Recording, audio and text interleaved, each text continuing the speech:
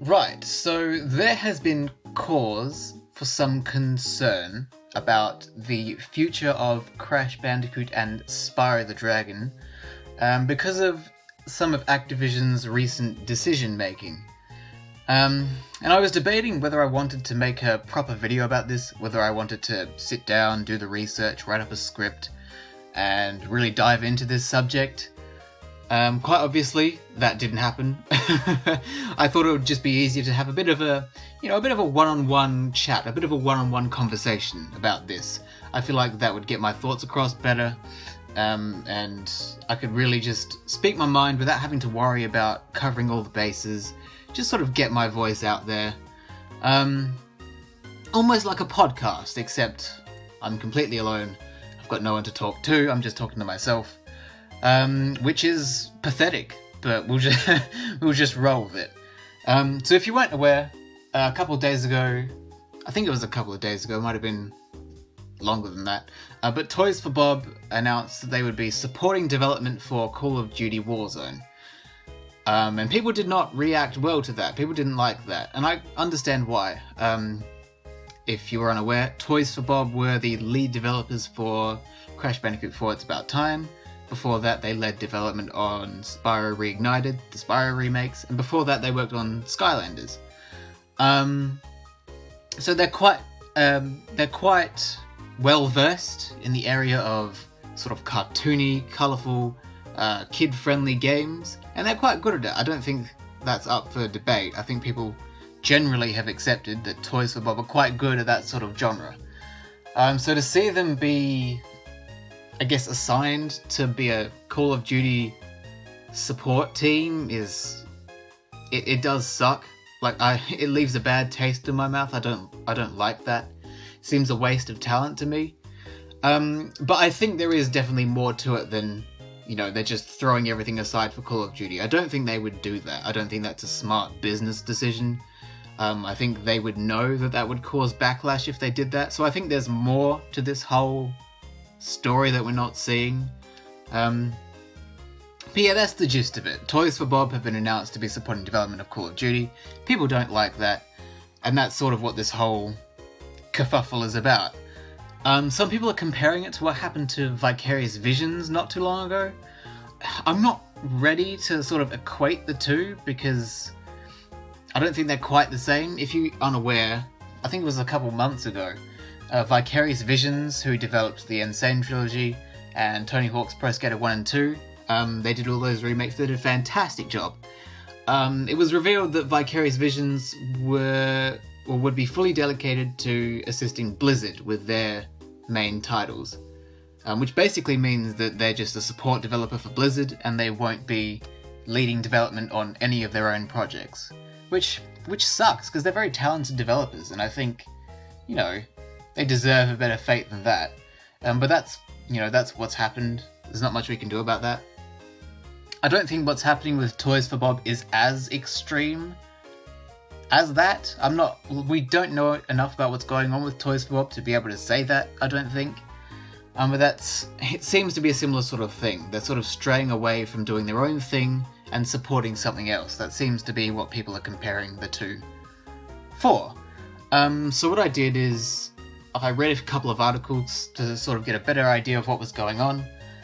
And basically, it's not really that complicated, but what seems to be happening is Toys for Bob are supporting development of Call of Duty Warzone, and apparently there were quite a few layoffs within Toys for Bob. Like, a lot of the people who formerly worked there for Crash and stuff that came before that aren't working there anymore.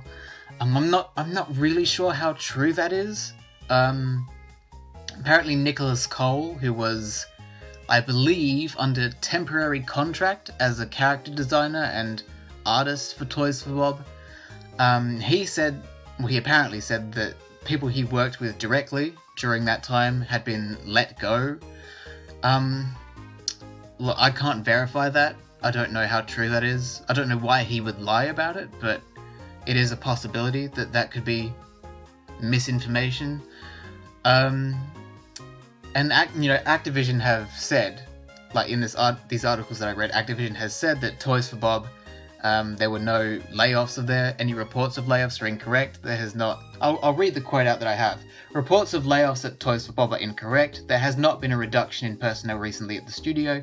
The development team is operating fully and has a number of full-time job openings at this time. The studio is excited to continue supporting Crash Bandicoot 4 It's About Time, and more recently provide additional development support to Call of Duty Warzone.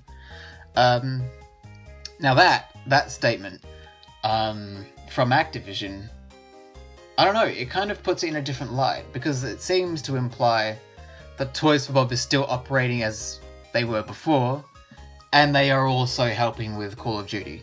So it seems like they're doing both. They're still leading development on their own projects, but also assisting development with Call of Duty. And I think that's something that happens quite often at Activision, is that at some point every Activision studio will work on Call of Duty in some capacity. I'm pretty sure it happened with Beanox. Like, after Beanox was done with Crash Team Racing Nitro Fueled, they were then assigned to support development on Crash 4 and also Call of Duty. So I think it's quite a normal thing to happen over at Activision. I'm not entirely sure. I don't work there. I'm not higher up there. I don't make decisions there, so I can't say that for certain. But that seems to be what happens.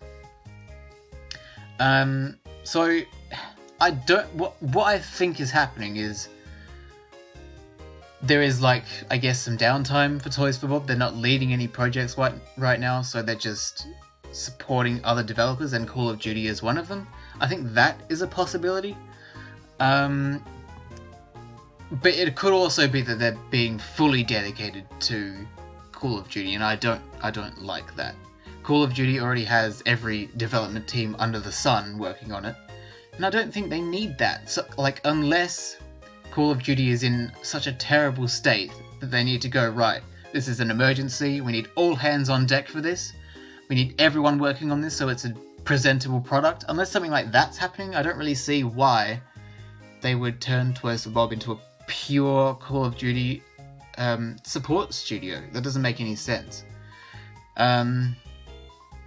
Yeah, and like people were furious about this whole thing, understandably. I think on Twitter it was trending for a while. So obviously there was a lot of backlash for it. I'm sure Activision noticed. But they seem to have said, hey, it's not that bad. They're supporting Call of Duty, but they're also doing their own thing. It's not... They seem to be doing both. That seems to be the message they're going for. And I don't really know how to interpret it. Because on one hand, I don't like that Toys for Bob is now also working on Call of Duty. They have enough studios working on Call of Duty. In fact, they probably have too many working on Call of Duty at the moment. I guess that is Activision's biggest money maker, so they want to make sure that it's, you know, that it sells well and that it's as best a product as it can be. But I don't... It leaves a bad taste in my mouth knowing that Toys for Bob, these talented developers who worked on Crash and Spyro and Skylanders, are just being tossed aside to support Call of Duty. It sucks.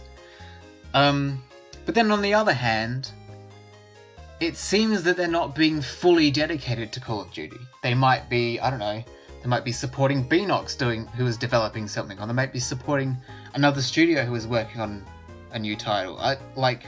It's hard to say. We don't have all the information. And there are quite a few things that suggest that, you know, that Toys for Bob isn't just being pushed into the Call of Duty mine, as it were. Like, it is Crash's 25th anniversary this year, and Activision has said that they've got fun things planned for the whole year, and I doubt that Crash on the Run, the mobile game, I doubt that that's all that is. I'm sure there is more to come. Like, so I don't think it's the end. Like, people are acting like, well, they're not working on Crash or Spyro at the moment, this is it. Or, wow, Toys for Bob is developing Call of Duty, that's it, Crash and Spyro are dead again.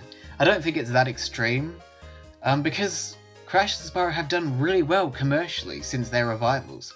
Like, what, Insane Trilogy sold over 10 million copies? That's a pretty massive number for a third-party title from a AAA studio. That's, you know, that's pretty significant. And, you know, Spyro did pretty well as well. Tony Hawk's Pro Skater did well. Crash Team Racing Nitro Fuel did well. Crash 4 did well as well. Crash 4 was very successful, both in terms of sales, as I'm led to believe, as well as the actual critical reviews. So, and there was a ridiculous amount of marketing for Crash 4. I don't know if you saw it, but there were ads flying out everywhere. They even went to Japan to do the same sort of marketing thing that they did. They did the whole Japanese Crash dance and all of that. They did that like they did back in the day. It was a nice throwback. There was a lot going on there, so it's not like they wanted it to fail. They gave it quite a lot of attention. And then there's all the hints towards Spyro 4. Like there's the little drawing in the art book. There are the voice actors who are hinting at it. So there probably is something Spyro related going on. There's all the merch coming out for Crash and Spyro through the different, what do you call them? The different stores. So that's happening too. It's not like they're being completely pushed to one side. It's not like they're being abandoned. I feel like, even though Toys for Bob at the moment may be focusing on Call of Duty, I don't think everything is set in stone. I don't think this is it. This is how it's going to be for the rest of time. I think part of me thinks people are overreacting. And Activision has done sort of all hands on deck things before, I'm pretty sure. Like with Spyro Reignited, pretty much everyone at Activision was involved somehow to make sure it was completed on time and it was a good, presentable product. And it was. And that's why the credits on the Spyro Reignited trilogy is so long. Like, I'm pretty sure Vicarious Visions was there as well, Beanox was there, Activision Shanghai Studio. A lot of studios were involved in making it. I'm pretty sure they even outsourced to Sanzaro Games, who isn't even like a subsidiary of Activision. It's like, they had a lot of people work on Spyro, so it might just be something like that. Like, that might just be what's happening with Call of Duty. They're just having, alright, we need people to work on Call of Duty now, and then you can go back to your other stuff. Like, it's quite hard to tell what's going on. There is a lot of different possibilities. It could also just be that this is a temporary thing between, they might be taking a break from Crash and Spyro projects to focus on Call of Duty, and then in some months, or maybe next year or something, they'll come back to it. There's no way we can be certain that this is the end. I think people who are saying, oh, this is it, Crash and Spyro are dead again, I think they're overreacting a bit. I think we need to give it a bit more time to just see how it plays out, because we don't really know anything about what's going on.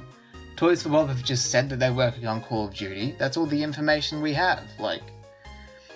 There's only so much you can extract from that.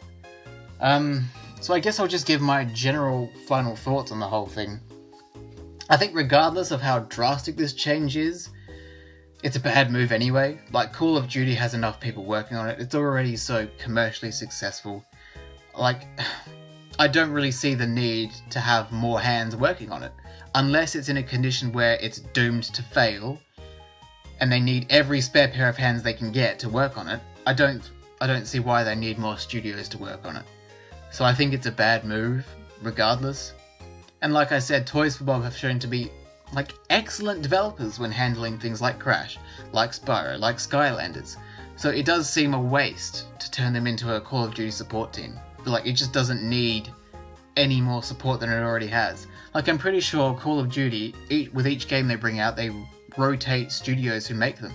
So they already have a system worked out between multiple studios. I don't know why they need any more. But like I said, I don't work at Activision, I'm not involved with Activision, so I can't say for certain what's going on. Maybe there is some crisis that needs extra attention. I've got no idea. We just have to, see what happens. And like I said, I don't think Crash and Spyro are being doomed or abandoned again. Crash is at the height of his success at the moment. Even literally more successful than back in the 90s. And Spyro has done pretty well for himself as well. And I don't know how to say this in a succinct, sort of coherent way. But I know Activision are greedy. They like money. Crash and Spyro have made a lot of money recently. Call of Duty does make more money, but that doesn't mean that Crash and Spyro make no money. So obviously they're not just going to throw Crash and Spyro away, because they are generating income. They have sold really, really well, and people want to see more of it.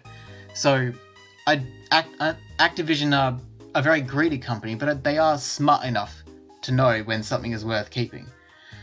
So I don't think they'd be that quick to just throw them away, you know? There's a lot of potential. I think they see a lot of potential in Crash and Spyro, so they're going to hang on to them.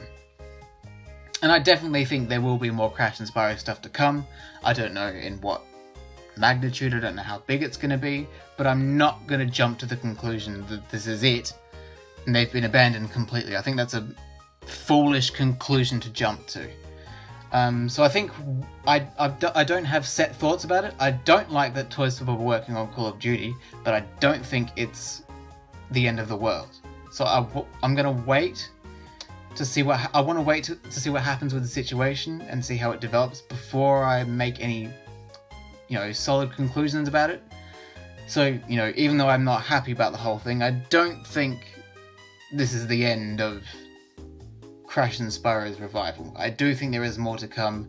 I think the people freaking out need to just have a bit of patience to see what's coming, to see what's going on. Because I don't think this is it. And I think, after the reaction that it got from fans online, I think Activision are now aware that people want Crash and Spyro to stick around. So even if they didn't before, I think they get the idea now. So, yeah. I think the whole thing is being blown out of proportion. And I don't really like that it's happened at all, but I don't think it's the end of the world. And that's basically all I have to say on the subject. I don't think this is a very coherent video. I don't think it makes much sense. I don't think what I'm saying has been the clearest. But I think that little summary at the end should sort you out. I don't like that Toys for Bob is working off Call of Duty, but I don't think it's the end of the world, and I don't think it's the end of Crash and Spyro. That's basically the gist of what this last 20 minutes has been about. So yeah, I guess let me know what you think about the whole situation, what you think is going to happen, and I'll see you next time.